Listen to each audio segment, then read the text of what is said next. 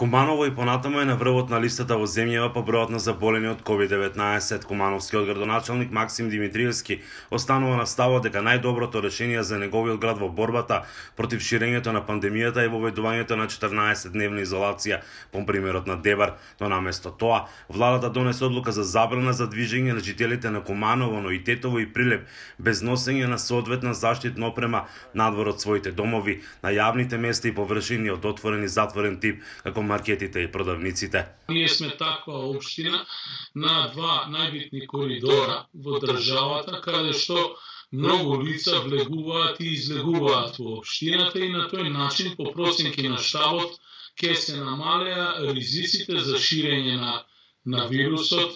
Поред проценките на штабот, значи ширењето нема да сопре. Инаку Димитриевски во моментов е во домашна изолација затоа што е позитивен на коронавирусот. Јас се борам против вирусот во моментов, заедно со моето семејство, очекуваме резултати на членовите од семејството, но тоа не ме обесхрабрува да продолжам во борбата за мојот град и за моите граѓани, а воедно и да споделам судбината на моите сограѓани кои што се позитивни на тестот. Меѓу регионите каде има и најголем број на заразени во земјава досега се полошкиот регион и Прилеп.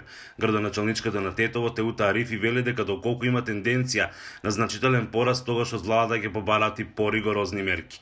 Во меѓувреме донесена е одлука за прекин на организираниот превоз на патници во и од Тетово и сите околни општини. Примерот на Дебар беше многу успешен пример, но треба да се има предвид дека се работи за едно населено место што е многу мало и што лесно можете да го затворите и да го контролирате.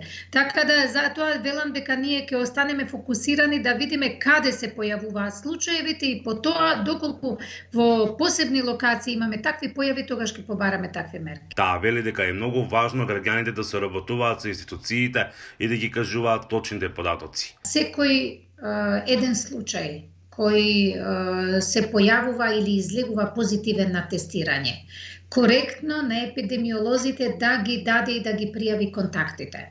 Затоа што тоа е единствениот начин да ни биде состојбата локализирана. И Прилеп е на врвот на листата по бројот на заболени, но прилепскиот градоначалник вели дека сите мерки кои ги донела државата досега биле доволни. Секојдневно се справуваме со сите оние потребни работи што ни се случуваат во нашиот град, како со новозаболените случаеви, реакцијата, лекувањето нивно и за сите мерки што треба да се превземат за да се заштитат граѓаните. Властите во земјава најавуваат олабавување на мерките и рестрикциите после 1 мај.